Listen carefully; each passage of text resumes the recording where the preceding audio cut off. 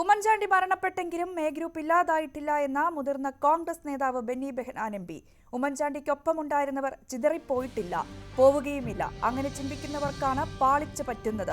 A ഗ്രൂപ്പിന്റെ cadre സ്വഭാവം നഷ്ടപ്പെട്ടിട്ടില്ല, group പാടില്ല എന്ന് പുതിയ നേതൃത്വം പറഞ്ഞിട്ടില്ല. ഉമ്മൻചാണ്ടിയുമായി ആത്മബന്ധമുണ്ടായിരുന്നവർക്ക് അത് നഷ്ടപ്പെടുത്താനാവില്ല എന്നും ബെന്നി ബെഹനാൻ ന്യൂസ് 18നോട് പറഞ്ഞു.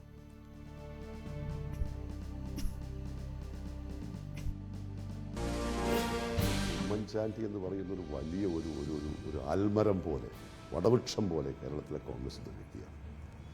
അദ്ദേഹവുമായിട്ട് വലിയ ആത്മബന്ധമുണ്ടായിരുന്നു. പക്ഷെ ഉമ്മൻചാണ്ടിയുമായിട്ടുള്ള ആത്മബന്ധം അറുത്തുമാറ്റപ്പെടാൻ പറ്റുന്ന ഒന്നല്ല. അതായത് ഉമ്മൻചാണ്ടിയുടെ ഭരണശേഷവും എ ഗ്രൂപ്പ് ഇല്ലാതായിട്ടില്ല, ആത്മബന്ധം ഇല്ലാതായിട്ടില്ല. അതിപ്പോഴും നിലനിൽക്കുന്നു, കൂടുതൽ ശക്തിയായി. അതിനെ തകർക്കാൻ ആര് ശ്രമിച്ചാലും തകരുമെന്നുള്ള പ്രതീക്ഷയിലേക്ക്. താങ്കളാണ് എ ഗ്രൂപ്പിന്റെ ശക്തനായ വക്താവായി നിന്നയാളാണ്. അങ്ങനെ ഉണ്ടായിരുന്ന ആ നേതൃതലത്തിലുണ്ടായിരുന്ന ആ ഒരു കൂട്ടായ്മ നഷ്ടപ്പെട്ടോ എന്നാണ് എൻ്റെ ചോദ്യം. ചില കാര്യങ്ങൾ പറയേണ്ടടുത്ത് പറയാനുള്ളൊരു ആർജവം ഒരു കേഡർ സംവിധാനം എ ഗ്രൂപ്പിനുണ്ടായിരുന്നു എന്ന് പറയുന്നു. അതൊന്നും നഷ്ടപ്പെട്ടിട്ടില്ല സുജിത്ത്, അതെല്ലാം ഇപ്പോഴും ഉണ്ട്. ഉമ്മൻചാണ്ടിക്ക് ശേഷം ഗ്രൂപ്പ് ശിഥിലമായി എന്ന് ഞാൻ വിശ്വസിക്കുന്നത്. ഗ്രൂപ്പല്ല, ഉമ്മൻചാണ്ടിയുമായിട്ടുണ്ടായ ബന്ധങ്ങൾ നഷ്ടപ്പെട്ടു പോയി എന്ന് വിശ്വസിക്കുന്നില്ല. എന്നും ഞങ്ങളെപ്പോലെയുള്ള ആളോട് ചോദിക്കുന്ന ഒരു ചോദ്യമാണ് താങ്കളിപ്പോൾ ചോദിച്ചത്. ഉമ്മൻചാണ്ടിക്ക് ശേഷം ഉമ്മൻചാണ്ടിയോടൊപ്പം നിന്നവർ ചിതറിപ്പോയെന്ന്. ഞാൻ പറഞ്ഞത് ചിതറിപ്പോയിട്ടില്ല, ചിതറിപ്പോകില്ല. അങ്ങനെ ചിതറിപ്പോകും എന്ന് ചിന്തിക്കുന്നവർക്കായിരിക്കും പാളിച്ച പറ്റാൻ പോകുന്നത്. ഇനി കോൺഗ്രസിൽ ഗ്രൂപ്പ് അല്ലെങ്കിൽ അത്തരം ഒരു വ്യക്തിയിൽ കേന്ദ്രീകരിച്ചുള്ള ചിന്തകൾക്ക് അടിസ്ഥാനമില്ല എന്ന വാദവുമായിട്ടാണ് ഈ രണ്ട് പുതിയ നേതൃത്വവും വരുന്നത്. കെ സുധാകരനും BD സതീശനും അങ്ങനെ രണ്ട് തലത്തിൽ വരുന്നത്. പക്ഷേ സംഭവിക്കുന്നത് എന്താ? രണ്ടുപേരെ കേന്ദ്രീകരിച്ചും മറ്റൊരു അധികാര കേന്ദ്രം അവിടെ രൂപപ്പെടുക. അപ്പോൾ ഗ്രൂപ്പിസം ഇല്ലെന്ന് പറഞ്ഞവർ തന്നെ ഗ്രൂപ്പിന്റെ വക്താക്കളാവുന്നില്ലേ? ഇവിടെ ഗ്രൂപ്പിസം ഇല്ലെന്നവർ പറഞ്ഞിട്ടുണ്ടോ? ഗ്രൂപ്പിസത്തിന്റെ അതിപ്രസരം പാടില്ല എന്ന് പറഞ്ഞിട്ടുള്ളൂ. യെസ്, അതേ പറഞ്ഞിട്ടുള്ളൂ. അതിനോട് എല്ലാവരും ചോദിക്കുന്നുണ്ട്. ഗ്രൂപ്പിസം ഇല്ല എന്ന് അവർക്ക് പറയാൻ കഴിയുമോ? എനിക്ക് തോന്നുന്നില്ല. അവർ പറഞ്ഞിരിക്കുന്നത് എന്താ? ഗ്രൂപ്പിന്റെ അതിപ്രസരം പാടില്ല. അത് ഞാൻ എല്ലാവരും പറഞ്ഞതാണ്. അത് ആന്റണിയുടെയും കരുണാകരന്റെയും കാലത്ത് തന്നെ പറഞ്ഞുകൊണ്ടിരുന്നതാ ഗ്രൂപ്പിസത്തിന്റെ അതിപ്രസരം പാടില്ല എന്നുള്ളത്. ദേശീയ രാഷ്ട്രീയത്തിലേക്ക് പോയാലും സംസ്ഥാന കോൺഗ്രസിൽ രമേശ് ചെന്നിത്തലയുടെ സ്വാധീനമില്ലാതാവില്ല എന്ന് ബെന്നി ബെഹനാൻ. കോൺഗ്രസ് പ്രവർത്തകർക്കിടയിൽ ചെന്നിത്തലയ്ക്ക് കൃത്യമായ സ്വാധീനമുണ്ട്. സുധാകരനും സതീശനും മാത്രമല്ല, രമേശ് ചെന്നിത്തല കൂടി ഉൾപ്പെട്ടതാണ് കോൺഗ്രസിന്റെ സംസ്ഥാന നേതൃത്വമെന്നും ബെന്നി ബെഹനാൻ പ്രതികരിച്ചു. രമേശ് ചെന്നിത്തല അദ്ദേഹം വർഷങ്ങളോളം 9 വർഷക്കാലം KPC പ്രസിഡന്റായിരുന്നു, 5 വർഷക്കാലം പ്രതിപക്ഷ നേതാവായിരുന്നു. അദ്ദേഹത്തിൻ്റെതായ സ്പേസ് കേരളത്തിൽ എന്നുമുണ്ട്. അദ്ദേഹത്തിൻ്റെതായ സ്വാധീനം കേരളത്തിൽ എന്നുമുണ്ട്. ഇന്നിപ്പോൾ ഒരു KPC പ്രസിഡന്റും ഒരു പ്രതിപക്ഷ നേതാവും ആയപ്പോൾ അദ്ദേഹത്തിൻ്റെ പ്രവർത്തനം കുറച്ചുകൂടി ദേശീയ തലത്തിൽ വേണമെന്ന് കോൺഗ്രസ് നേതൃത്വം അംഗീകരിച്ചതുകൊണ്ട് അദ്ദേഹത്തിന് ദേശീയ തലത്തിൽ ചില ചുമതലകൾ കൊടുത്ത് അദ്ദേഹം അങ്ങോട്ട് പോയി. അതുകൊണ്ട് അദ്ദേഹത്തിൻ്റെ സ്വാധീനം നഷ്ടപ്പെട്ടുവെന്നോ അതല്ലെങ്കിൽ ഇവിടെ പുതിയ നേതൃത്വം വന്നുവെന്നോ ഒന്നും ഞാൻ വിശ്വസിക്കുന്നില്ല. ഇവരെല്ലാവരും കൂടുന്നതാണ് കേരളത്തിലെ കോൺഗ്രസ് നേതൃത്വം. ജോസ് കെ മാണി വിഭാഗത്തെ പെട്ടെന്ന് പോയി UDFിലേക്ക് ക്ഷണിക്കാനില്ല എന്ന് ബെന്നി ബെഹനാൻ MP. UDFിനെതിരെ പരാതി പറഞ്ഞു പോയവർ LDFിൽ പരാതിപ്പെടാൻ പോലും സാധിക്കാത്ത സാഹചര്യത്തിലാണ്. അവഗണനയുമായി അവിടെ തുടരുമോ എന്ന് അവർ തന്നെ തീരുമാനിക്കട്ടെ. കേരള കോൺഗ്രസിനെ തങ്ങളായിട്ട് മുന്നണിയിൽ നിന്ന് കളഞ്ഞതല്ല. UDF ആശയം ഉൾക്കൊള്ളുന്ന ആർക്കും മുന്നണിയിലേക്ക് വരാം. മാണി ഗ്രൂപ്പ് മുന്നണി വിട്ടതിൽ താൻ അനാവശ്യമായി പഴികേട്ടെന്നും ബെന്നി ബെഹനാൻ ന്യൂസ് 18നോട് പറഞ്ഞു. LDF നിൽക്കുന്ന നല്ലതാണെന്ന് അവർ ആലോചിക്കും. LDF ഞങ്ങളിപ്പോൾ ചെന്ന് ആരെയും പെട്ടെന്ന് അങ്ങനെ അതൊരു UDF എടുക്കുന്ന തീരുമാനമാണ്. പക്ഷേ UDFിലേക്ക് ഏതെങ്കിലും രാഷ്ട്രീയ കക്ഷികൾ UDFിൻ്റെ രാഷ്ട്രീയവുമായി പ്രത്യയശാസ്ത്രവുമായി സമീപനമായി യോജിക്കാൻ കഴിവുള്ള ആര് വന്നാലും എല്ലാ കാലഘട്ടത്തിലും UDF സ്വാഗതം ചെയ്തിട്ടുണ്ട്. ഇവിടെ നിന്നും അവരുടെ പരാതി പരിഹരിക്കാതെ പോയവർക്ക് വായ തുറന്നൊരു പരാതി പോലും പറയാൻ പറ്റാത്ത സാഹചര്യമാണ് ഉള്ളതെങ്കിൽ ആദ്യം അവർ ചിന്തിക്കട്ടെ. അതിന് മുൻകൈ എടുക്കണം, അങ്ങനെ നിലപാടത്തെ തിരികെ എത്തിക്കണമെന്നില്ല. ഞാൻ ഒരിക്കൽ കൂടി പറയുന്നു, UDFിൻ്റെ ആശയങ്ങളുമായി യോജിക്കുന്ന എല്ലാവർക്കും UDF സ്വാഗതമുണ്ട്. ബാക്കി ഓരോ പാർട്ടികളാണ് തീരുമാനിക്കുന്നത്. അത് പാർട്ടികൾ തീരുമാനിച്ചിട്ട് മതിയല്ലോ അതിനെക്കുറിച്ച് അഭിപ്രായം പറയാം. ഞങ്ങളായിട്ട് ആരെയും കളഞ്ഞിട്ടില്ല. അന്ന് ഐക്യജനാധിപത്യ മുന്നണി UDF എടുത്ത തീരുമാനം UDF കൺവീനർ എന്ന നിലയിൽ ഞാൻ പത്രക്കാരോട് പറഞ്ഞതല്ലാതെ UDFിൻ്റെ ഒരു തീരുമാനത്തിൻ്റെ വള്ളി പുള്ളി മാറ്റാതെ ഞാൻ അവിടെ മാധ്യമക്കാരോട് പറഞ്ഞു. ആ ഉത്തരവാദിത്തമാണ് എൻ്റെ ഉത്തരവാദിത്തം. ആ ഉത്തരവാദിത്തം ഞാൻ നിറവേറ്റി. അല്ലാതെ എൻ്റെ ഒരു തീരുമാനമായിരുന്നു. മുസ്ലിം ലീഗിന് 3 സീറ്റ് അവകാശപ്പെടാൻ അർഹതയുണ്ട് എന്ന് ബെന്നി ബെഹനാൻ. കണ്ണൂർ സീറ്റ് ലീഗിന് നൽകാൻ കഴിയില്ല. ലീഗ് ഒരിക്കലും UDF വിടില്ല. CPM-നേക്കാൾ മതേതരബോധമുള്ള പാർട്ടിയാണ് ലീഗെന്നും ബെന്നി ബെഹനാൻ ന്യൂസ് 18നോട് പ്രതികരിച്ചു. എന്തായാലും ലീഗ് 3 സീറ്റിന് അർഹതയുണ്ട്. അക്കാര്യത്തിൽ താങ്കൾക്ക് തർക്കമില്ല. ഞാൻ ചോദിക്കട്ടെ, അവർക്ക് അവകാശവാദം ഉന്നയിക്കാം, അവർക്ക് ആവശ്യപ്പെടാം. നിങ്ങൾ ചോദിച്ച് ലീഗിന് 3 സീറ്റിന് അർഹതയുണ്ടോ ഇല്ലയോ എന്നുള്ള മറുപടി അല്ല ഇതിന് വേണ്ടത്. ഞാൻ പറയുന്ന ഒരു ലീഗ് 3 സീറ്റ് ചോദിച്ചാൽ അവകാശപ്പെടാനുള്ള സ്വാതന്ത്ര്യം അവർക്കുണ്ട്. അതൊന്നും വിലപ്പോകാൻ പോലെ എത്രയോ നാളായി ഈ വിവാദം ആരെ ഉണ്ടാക്കുന്നു. ലീഗ് ഞങ്ങളോടൊപ്പം വരാൻ പോകുന്നു, UDF-ആയിട്ട് തെറ്റാവുന്ന ആരെ പറഞ്ഞു? ലീഗുകാർ പറയുന്നില്ല. മാർക്സിസ്റ്റ് പാർട്ടിയേക്കാൾ കൂടുതൽ മതേതര സ്വഭാവമുള്ള പാർട്ടിയാണ് ലീഗ്. ഞാൻ പറയുന്നു മാർക്സിസ്റ്റ് പാർട്ടിയേക്കാൾ കൂടുതൽ. മാർക്സിസ്റ്റ് പാർട്ടിയുടെ മതേതരത്തിന് എപ്പോഴും തെരഞ്ഞെടുപ്പിനെ കണ്ടുള്ള അജണ്ട അവരുടെ മതേതരത്വം.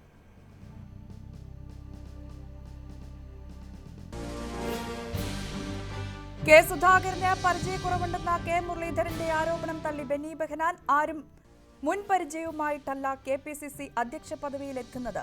പ്രസ്ഥാനം നടത്തുന്നതിൽ സുധാകരൻ കൂടുതൽ ജാഗ്രത കാണിക്കണമെന്നും ബെന്നി ബെഹനാൻ പറയുന്നു. KPCC പ്രസിഡന്റായിട്ട് വലിയ പരിചയത്തോടുകൂടിയൊന്നല്ലോ വന്നത്. കേരളത്തിൽ പല ആളുകളും KPCC പ്രസിഡന്റായപ്പോൾ വലിയ പരിചയസമ്പന്നരൊന്നും ആയിരുന്നല്ലോ. വന്നതിന് ശേഷമല്ലേ പരിചയമുണ്ടായത്, അനുഭവങ്ങൾ ഉണ്ടായത്. സുധാകരനെ സംബന്ധിച്ചിടത്തോളം സുധാകരൻ കോൺഗ്രസിന്റെ വളരെ സജീവ പ്രവർത്തകനായിരുന്നു. അദ്ദേഹം ഒന്നുകൂടി ഒന്ന് പരിചയപ്പെടേണ്ടതില്ലേ, ജാഗ്രത കാട്ടേണ്ടതില്ലേ എന്നുള്ളതാണ്. അല്ല, ഞാൻ പറഞ്ഞല്ലോ, ജാഗ്രത കാണിക്കണം. അതാരാണെങ്കിലും ജാഗ്രത കാണിക്കണം. ആരാണെങ്കിലും പ്രസ്താവന കൊടുക്കുമ്പോൾ സ്വാഭാവികമായി സൂക്ഷിക്കണം. അതൊരു പരിചയക്കുറവിൻ്റെതാണോ? ഞാൻ പറയുന്നത്, നമ്മളൊരു കാര്യം പറയുമ്പോൾ നമ്മളെക്കുറിച്ച് ചിന്തിക്കണം. നമ്മളെക്കുറിച്ച് നമ്മൾ ചിന്തിക്കണം. നമ്മൾ നടത്തുന്ന പ്രസ്താവനകൾ, നമ്മൾ പറയുന്ന കാര്യങ്ങൾ കോൺഗ്രസിനെ കൂടുതൽ വിവാദത്തിലേക്ക് വിടാൻ പറ്റുന്നതാണോ? ഈ മുരളീധരന്റെ പ്രസ്താവനയാണ് താങ്കൾ സൂചിപ്പിക്കുന്നത്. മുരളീധരൻ ഇങ്ങനെ ചില കാര്യങ്ങൾ തുറന്നു പറയുന്നത് ആരെയും ഞാൻ സൂചിപ്പിച്ചു. ഞാനൊരു വിവാദം ഉണ്ടാക്കാൻ ആഗ്രഹിക്കുന്നില്ല. ബെന്നി ബെഹനാന്റെ പ്രതികരണം ന്യൂസ് 18നോടായിരുന്നു. TG സജിത്ത് വാർത്തയുടെ വിശദാംശങ്ങൾ പങ്കുവയ്ക്കും. സജിത്ത്, പൊതു തെരഞ്ഞെടുപ്പ് അടുത്തിരിക്കുന്ന സാഹചര്യത്തിലാണ് ബെന്നി ബെഹനാൻ, ആ ഒരു പശ്ചാത്തലത്തിലാണ് സജിത്തുമായി സംസാരിച്ചത്. പല വിഷയങ്ങളിൽ അദ്ദേഹം തുറന്നു പറച്ചിലുകൾ നടത്തുന്നുണ്ട്. ഇതിലേറ്റവും പ്രധാനപ്പെട്ടതായി കാണേണ്ടത് ഗ്രൂപ്പ് പരാമർശം തന്നെയല്ലേ? ഇവിടെ കോൺഗ്രസിനുള്ളിലെ ഈ ഗ്രൂപ്പുമായി ബന്ധപ്പെട്ട വിഷയങ്ങളിൽ വലിയ വിമർശനം നേരിടുന്ന ഈ ഒരു സമയത്ത്, പ്രത്യേകിച്ചും VM സുധീറിനെ പോലെയുള്ള നേതാക്കൾ KPCC യോഗത്തിൽ വന്നിരുന്ന ഗ്രൂപ്പിനെതിരെ വലിയ വിമർശനങ്ങളൊക്കെ, കടുത്ത നിലപാടുകളൊക്കെ പറയുമ്പോഴാണ് ബെന്നി ബെഹനാനെ പോലെ ഒരു പ്രധാനപ്പെട്ട നേതാവ് A ഗ്രൂപ്പിന്റെ കാര്യവുമായി ഇവിടെ എടുത്തിടുന്നത്. പ്രത്യേകിച്ചും A ഗ്രൂപ്പ് ശിഥിലമായി പോയിട്ടില്ല, അതിന്റെ കേഡർ സ്വഭാവം ഇപ്പോഴും ഉണ്ട് എന്ന് ബെന്നി ബെഹനാൻ പറയുമ്പോൾ എന്താണ് നമുക്കതിൽ നിന്ന് മനസ്സിലാകേണ്ടത്?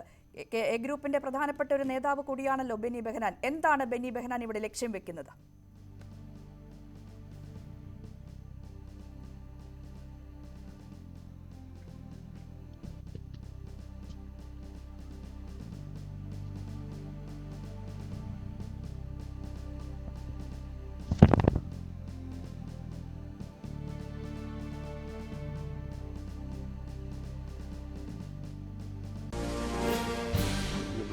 വലിയ ഒരു അൽമരം പോലെ, വടവൃക്ഷം പോലെ കേരളത്തിലെ കോൺഗ്രസിന്റെ വ്യക്തിയാണ്. അദ്ദേഹവുമായിട്ട് വലിയ ആത്മബന്ധമുണ്ടായിരുന്നു. പക്ഷെ ഉമ്മൻചാണ്ടിയുമായിട്ടുള്ള ആത്മബന്ധം അറുത്തുമാറ്റപ്പെടാൻ പറ്റുന്ന ഒന്നല്ല. അതായത് ഉമ്മൻചാണ്ടിയുടെ ഭരണശേഷവും A ഗ്രൂപ്പ് ഇല്ലാതായിട്ടില്ല, ആത്മബന്ധം ഇല്ലാതായിട്ടില്ല. അതിപ്പോഴും നിലനിൽക്കുന്നു, കൂടുതൽ ശക്തിയായി. അതിനെ തകർക്കാൻ ആര് ശ്രമിച്ചാലും തകരുമെന്നുള്ള പ്രതീക്ഷയിലേക്ക്. താങ്കളാണ് A ഗ്രൂപ്പിന്റെ ശക്തനായ വക്താവായി നിന്നയാളാണ്. അങ്ങനെ ഉണ്ടായിരുന്ന ആ നേതൃതലത്തിലുണ്ടായിരുന്ന ആ ഒരു കൂട്ടായ്മ നഷ്ടപ്പെട്ടോ എന്നാണ് എൻ്റെ ചോദ്യം. ചില കാര്യങ്ങൾ പറയേണ്ടടുത്ത് പറയാനുള്ളൊരു ആർജവം ഒരു കേഡർ സംവിധാനം A ഗ്രൂപ്പിനുണ്ടായിരുന്നു എന്ന് പറയുന്നു. അതൊന്നും നഷ്ടപ്പെട്ടിട്ടില്ല സുജിത്ത്, അതെല്ലാം ഇപ്പോഴും ഉണ്ട്. ഉമ്മൻചാണ്ടിക്ക് ശേഷം ഗ്രൂപ്പ് ശിഥിലമായി എന്ന് ഞാൻ വിശ്വസിക്കുന്നത് ഗ്രൂപ്പല്ല, ഉമ്മൻചാണ്ടിയുമായിട്ടുണ്ടായ ബന്ധങ്ങൾ നഷ്ടപ്പെട്ടു പോയി എന്ന് വിശ്വസിക്കുന്നില്ല. എന്നും ഞങ്ങളെപ്പോലെയുള്ള ആളോട് ചോദിക്കുന്ന ഒരു ചോദ്യമാണ് താങ്കളിപ്പോൾ ചോദിച്ചത്. ഉമ്മൻചാണ്ടിക്ക് ശേഷം ഉമ്മൻചാണ്ടിയോടൊപ്പം നിന്നവർ ചിതറിപ്പോയെന്ന്. ഞാൻ പറഞ്ഞ് ചിതറിപ്പോയിട്ടില്ല, ചിതറിപ്പോകില്ല. അങ്ങനെ ചിതറിപ്പോകും എന്ന് ചിന്തിക്കുന്നവർക്കായിരിക്കും പാളിച്ച പറ്റാൻ പോകുന്നത്. ഇനി കോൺഗ്രസിൽ ഗ്രൂപ്പ് അല്ലെങ്കിൽ അത്തരം ഒരു വ്യക്തിയിൽ കേന്ദ്രീകരിച്ചുള്ള ചിന്തകൾക്ക് അടിസ്ഥാനമില്ല എന്ന വാദവുമായിട്ടാണ് ഈ 2 പുതിയ നേതൃത്വവും വരുന്നത്. കെ സുധാകരനും BD സതീശനും അങ്ങനെ 2 തലത്തിൽ വരുന്നത്. പക്ഷേ സംഭവിക്കുന്നത് എന്താ, രണ്ടുപേരെ കേന്ദ്രീകരിച്ചും മറ്റൊരു അധികാര കേന്ദ്രം അവിടെ രൂപപ്പെടുക. അപ്പോൾ ഗ്രൂപ്പിസം ഇല്ലെന്ന് പറഞ്ഞവർ തന്നെ ഗ്രൂപ്പിൻ്റെ വക്താക്കളാവുന്നില്ലേ ഇവിടെ? ഗ്രൂപ്പിസം ഇല്ലെന്നവർ പറഞ്ഞിട്ടുണ്ടോ? ഗ്രൂപ്പിസത്തിൻ്റെ അതിപ്രസരം പാടില്ല എന്നാണ് പറഞ്ഞിട്ടുള്ളൂ. യെസ്, അതേ പറഞ്ഞിട്ടുള്ളൂ. അതിനോട് എല്ലാവരും ചോദിക്കുന്നുണ്ട്. ഗ്രൂപ്പിസം ഇല്ല എന്ന് അവർക്ക് പറയാൻ കഴിയുമോ? എനിക്ക് തോന്നുന്നില്ല. അവർ പറഞ്ഞിരിക്കുന്നത് എന്താ, ഗ്രൂപ്പിന്റെ അതിപ്രസരം പാടില്ല. അത് ഞാൻ എല്ലാവരും പറഞ്ഞതാ. അത് ആന്റണിയുടെയും കരുണാകരന്റെയും കാലത്ത് തന്നെ പറഞ്ഞുകൊണ്ടിരുന്നതാ, ഗ്രൂപ്പിസത്തിന്റെ അതിപ്രസരം പാടില്ല എന്നുള്ളത്. ഉമ്മൻചാണ്ടി ടി ജി സജിത്ത് വാർത്തയുടെ വിശദാംശങ്ങൾ പങ്കുവയ്ക്കും. സജിത്ത്, എന്തായാലും പൊതു തെരഞ്ഞെടുപ്പിന്റെ വരാനിരിക്കുന്ന തെരഞ്ഞെടുപ്പിന്റെ പശ്ചാത്തലത്തിലാണ് ബെന്നി ബെഹനാൻ സജിത്തുമായി സംസാരിച്ചത്. പല വിഷയങ്ങളിലുമുള്ള തുറന്നു പറച്ചിലുകൾ ബെന്നി ബെഹനാൻ ഇവിടെ നടത്തിയിട്ടുമുണ്ട്. ഇതിൽ ഏറ്റവും പ്രധാനപ്പെട്ടായി നമുക്ക് കാണാൻ കഴിയുന്നത് ഗ്രൂപ്പുമായി ബന്ധപ്പെട്ടുള്ള പരാമർശമാണ്. ഈ ഗ്രൂപ്പുമായി ബന്ധപ്പെട്ടുള്ള വിഷയങ്ങളിൽ കോൺഗ്രസിനുള്ളിൽ വലിയ വിമർശനം നേരിടുന്ന ഒരു കാലഘട്ടമാണല്ലോ. പ്രത്യേകിച്ചും KPCC യോഗത്തിലടക്കം വന്നിരുന്ന BM സുധീരൻ പോലെയുള്ള മുതിർന്ന നേതാക്കൾ ഈ ഗ്രൂപ്പിസത്തെ വളരെ കടുത്ത ഭാഷയിൽ വിമർശിക്കുന്നതും നമ്മൾ കണ്ടതാണ്. അപ്പോഴാണ് എ ഗ്രൂപ്പിന്റെ പ്രധാനപ്പെട്ട ഒരു നേതാവ് ബെന്നി ബെഹനാൻ വന്നിരുന്ന് പറയുന്നത് എ ഗ്രൂപ്പ് ശിഥിലമായി പോയിട്ടില്ല, അതിന്റെ കേഡർ സ്വഭാവം നഷ്ടപ്പെട്ടിട്ടില്ല എന്നൊക്കെ ബെന്നി ബെഹനാനെ പോലുള്ള നേതാവ് ഇവിടെ പറയുമ്പോൾ എന്താണ് അദ്ദേഹം ലക്ഷ്യം വെക്കുന്നത്?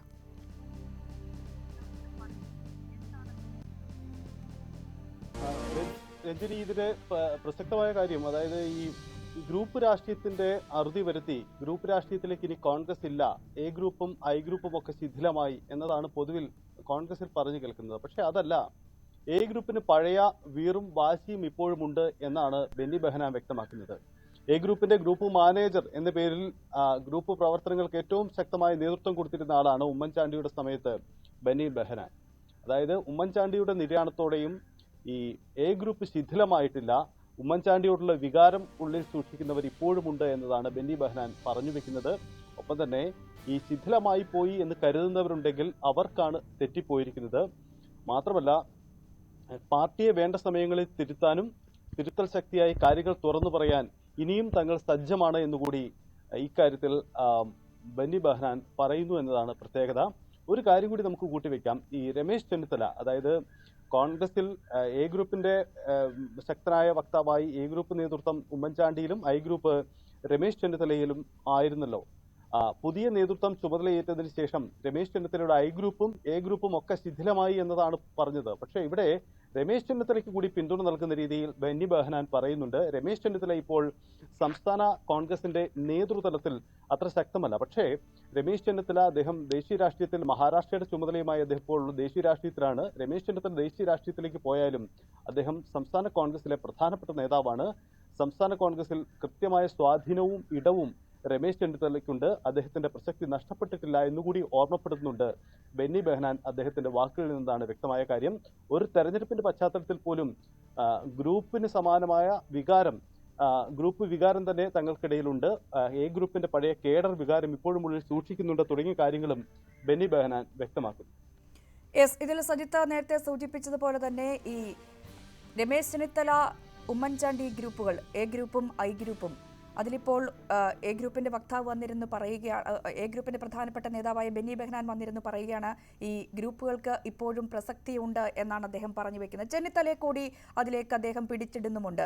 എന്താണ് ചെന്നിത്തലയെ കൂടി ഉൾപ്പെടുത്തി അദ്ദേഹത്തെ കൂടി ഉൾക്കൊള്ളിച്ചുകൊണ്ട് ബെന്നി ബെഹനാൻ പറയാൻ ശ്രമിക്കുന്നത്?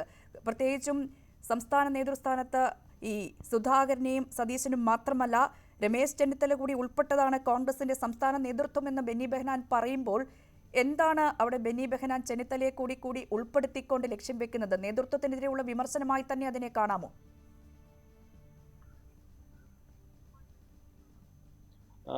രഞ്ജിനി, ഈ നേതൃത്വത്തിനെതിരെ ഒരു വലിയ നീക്കത്തിനോ അങ്ങനെയൊന്നും ബെന്നി ബെഹനാൻ തയ്യാറാവുന്നില്ല. പക്ഷേ പുതിയ നേതൃത്വം ചുമതലയിൽ വന്നതിന് ശേഷം സംസ്ഥാനത്തെ പ്രവർത്തനങ്ങൾ സംബന്ധിച്ചുള്ള ചോദ്യത്തിനാണ് ബെന്നി ബെഹനാന്റെ ഈ തരത്തിലുള്ള പ്രതികരണം. അതായത് ഈ രമേശ് ചെന്നിത്തല സ്വാഭാവികമായും പ്രതിപക്ഷ നേതാവായിരുന്നു. അദ്ദേഹം വീണ്ടും ആ സ്ഥാനം പ്രതീക്ഷിച്ചതാണ്. പക്ഷേ മറികടന്നുകൊണ്ട് പുതിയ നേതൃത്വം VD സതീശൻ പ്രതിപക്ഷ നേതാവായി വരുന്നു. ഒപ്പം KPCCക്കും പുതിയ നേതൃത്വം വരുന്നു. അങ്ങനെ ഒരു പുതിയ നേതൃത്വം വന്നതിന് ശേഷം പഴയ ഗ്രൂപ്പ് സംവിധാനങ്ങളെല്ലാം ഉടച്ചു വാർത്തു എന്നതാണ് ഇവർ അവകാശപ്പെട്ടിരുന്നത്. പക്ഷേ അതിൽ നിന്ന് വ്യത്യസ്തമായി പഴയ ഗ്രൂപ്പ് സംവിധാനം, പഴയ എ ഗ്രൂപ്പിന് പ്രബലമായി ഇപ്പോഴും ഉണ്ട് എന്നുകൂടിയാണ് അദ്ദേഹം വ്യക്തമാക്കുന്നത്.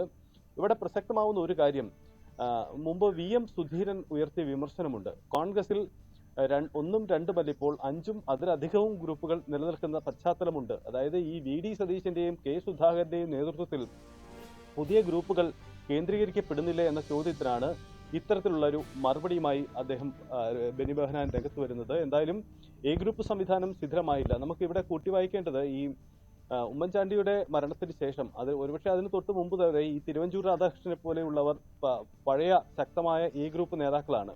ഇവരൊക്കെ A ഗ്രൂപ്പ് നേതൃനിരയിൽ നിന്ന് മാറി പുതിയ സംവിധാനത്തിലേക്ക് പോയി.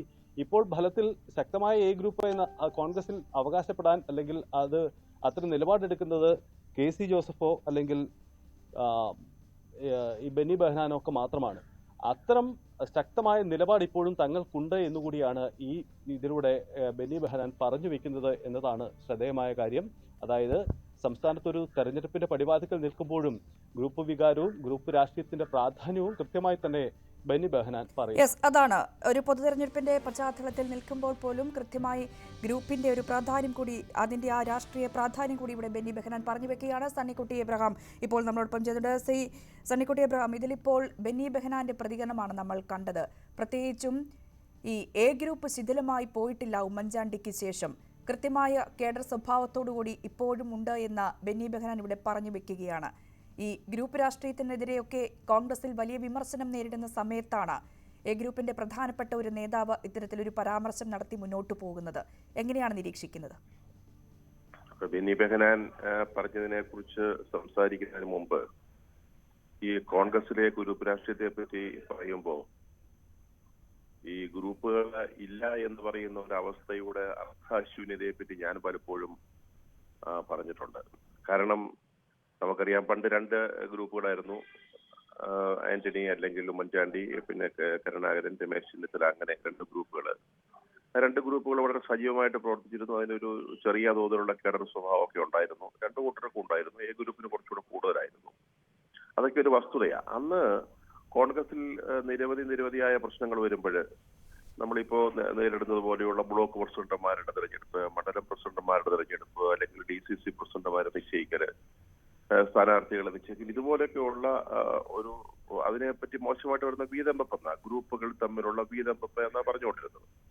അതൊക്കെ വരുമ്പോ അന്ന് ആന്റണിയും ഉമ്മൻചാണ്ടിയും ഒരു ഭാഗത്ത് അപ്പുറത്ത് കരുണാകരനിൽ നിന്ന് സംസാരിച്ചു കഴിയുമ്പോൾ ഈ പ്രശ്നങ്ങളെല്ലാം തീരും. ഈ വീതംവെപ്പുകളെല്ലാം, അതായത് ഞാൻ ആ വാക്കിനെ ഉപയോഗിക്കുക, ഈ വീതംവെപ്പൊക്കെ യാതൊരു പ്രശ്നവുമില്ലാതെ ചില സന്ദർഭങ്ങൾ ഉണ്ടായിട്ടുണ്ടെങ്കിലും പലപ്പോഴും വളരെ രമ്യമായിട്ട് തർക്കങ്ങൾ ഒഴിവാക്കി അതങ്ങോട്ട് തീരുക പതിവ്. ഇപ്പൊ എന്താ വാസ്തവത്തിൽ കോൺഗ്രസിൽ സംഭവിക്കുന്നത്? ഗ്രൂപ്പില്ല, ഗ്രൂപ്പിനെ ഞങ്ങൾ കുഴിച്ചുമൂടി എന്നൊക്കെ പറയുമ്പോൾ എത്ര ഗ്രൂപ്പുകളാണ്? കോൺഗ്രസിലെ നേതാക്കന്മാരെ തന്നെ പറയുന്നു 5ഓ 6ഓ ഗ്രൂപ്പുകളുണ്ട്. ഗ്രൂപ്പിനുള്ളിൽ ഗ്രൂപ്പുണ്ട്.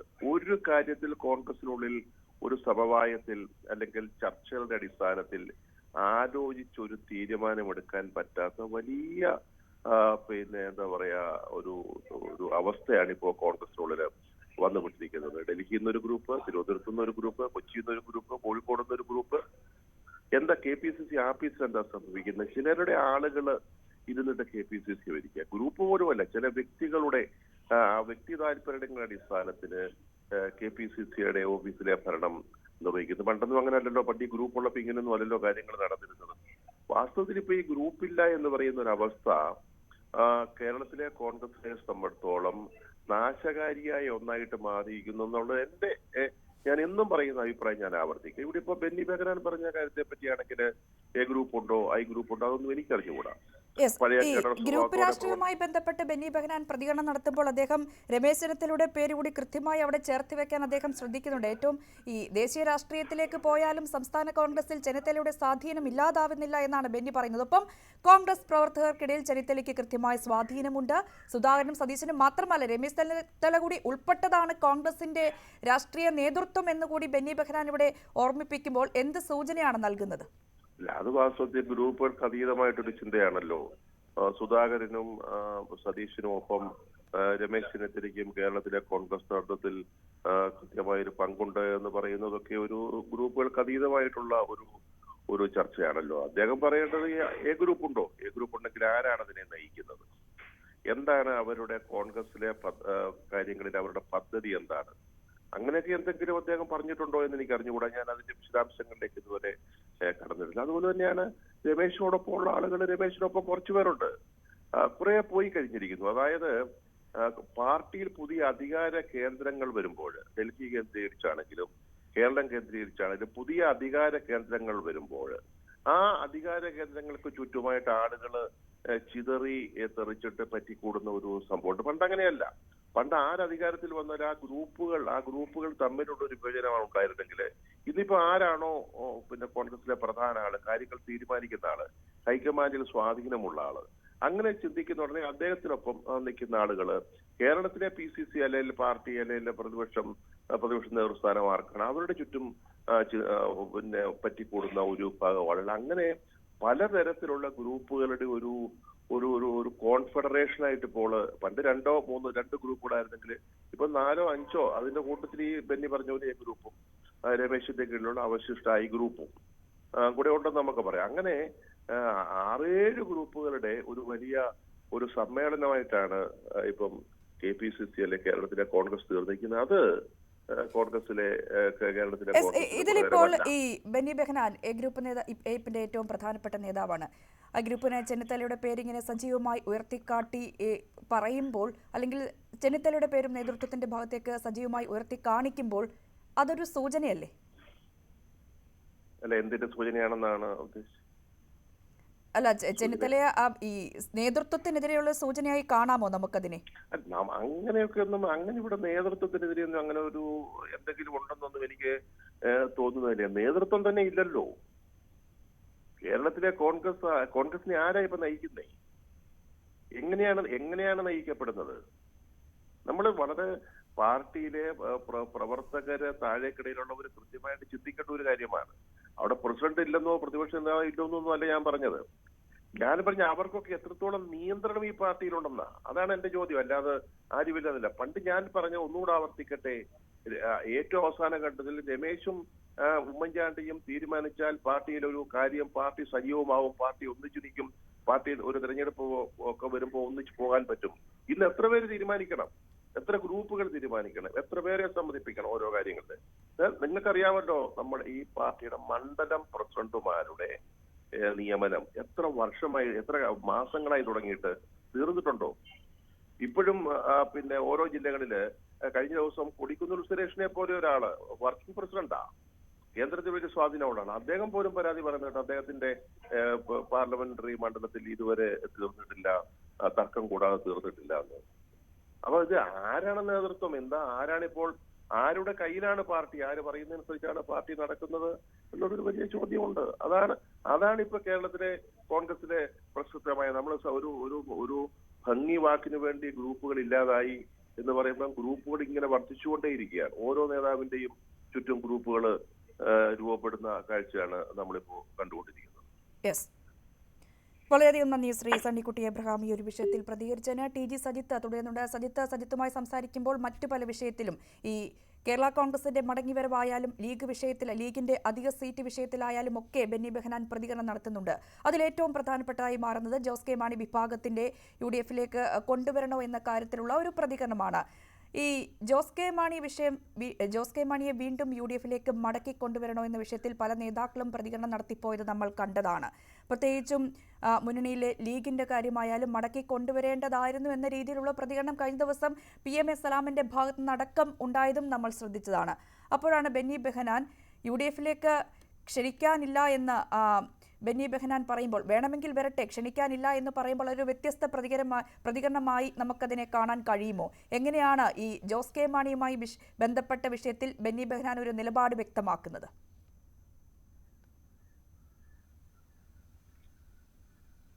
രഞ്ജിനി, അതിന് മറ്റൊരു പശ്ചാത്തലം കൂടിയുണ്ട്. അതായത് ബെന്നി ബെഹനാൻ അന്ന് UDF കൺവീനർ ആയിരുന്നു. അതായത് ജോസ് കെ മാണി വിഭാഗം UDF വിട്ടു പോകുമ്പോൾ, കെ മാണിയുടെ നിര്യാണത്തിന് ശേഷം ജോസ് കെ മാണി വിഭാഗം UDF വിട്ടു പോകുമ്പോൾ അന്ന് മുന്നണി കൺവീനർ ആയിരുന്നു ബെന്നി ബെഹനാൻ. ബെന്നി ബെഹനാന്റെ വാക്കുകളാണ് തങ്ങൾ മുന്നണി വിട്ടതിന് കാരണമായി അന്ന് കേരള കോൺഗ്രസ് ചൂണ്ടിക്കാട്ടിയത്. അതായത് ഇതിന് ഏറ്റവും പഴി കേട്ടയാളാണ് ബെന്നി ബെഹനാൻ എന്ന ഒരർത്ഥത്തിൽ പറയാം. അങ്ങനെ പഴി കേൾക്കേണ്ടി വന്നതിനും ബെന്നി ബെഹനാൻ വിശദീകരണം നൽകുന്നുണ്ട്. താൻ പഴി കേട്ടത് മുന്നണി തീരുമാനം വിശദീകരിച്ചത് കൊണ്ടാണ്. അതിനപ്പുറം വ്യക്തിപരമായ തന്റെ ഒരു നിലപാടുകളുമല്ല അവർ മുന്നണി വിട്ടുപോയതിന് കാരണം. മാത്രമല്ല, അവരെ മുന്നണി വിടാൻ തങ്ങളായിട്ട് മുന്നണിയിൽ നിന്ന് അവരെ പുറത്താക്കിയിട്ടില്ല. അവർ സ്വയം തീരുമാനമെടുത്തതാണ്.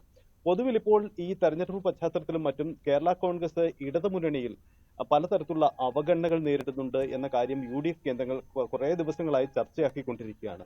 ഈ പശ്ചാത്തലത്തിൽ അവരെ എല്ലാവരും സ്വാഗതം ചെയ്യുന്നു UDFിലേക്ക്. പക്ഷേ ബെന്നി ബെഹനാൻ അത് നിലപാട് അത്ര കണ്ടങ്ങ് സ്വാഗതമല്ല അദ്ദേഹത്തിന്റെ വാക്കുകളിലുള്ളത്. അതായത് തങ്ങൾ അങ്ങോട്ട് പോയി വിളിക്കാനൊന്നും തയ്യാറല്ല എന്നതാണ് ബെന്നി ബെഹനാൻ പറയുന്നത്. പെട്ടെന്ന് അങ്ങോട്ട് പോയി വിളിക്കാൻ തയ്യാറല്ല, മറിച്ച് ഇടതുമുന്നണിയിലെ അവഗണനകൾ നേരിട്ടുകൊണ്ട് അവരവിടെ തുടരണോ എന്ന കാര്യത്തിൽ തീരുമാനമെടുക്കേണ്ടത് അവർ തന്നെയാണ്. കാരണം തങ്ങളല്ല അവരെ പുറത്താക്കിയത് എന്നൊരു നിലപാട് കൂടി ഇക്കാര്യത്തിൽ ബെന്നി ബെഹനാൻ സ്വീകരിക്കുന്നുണ്ട് എന്നതാണ് പശ്ചാത്തലം.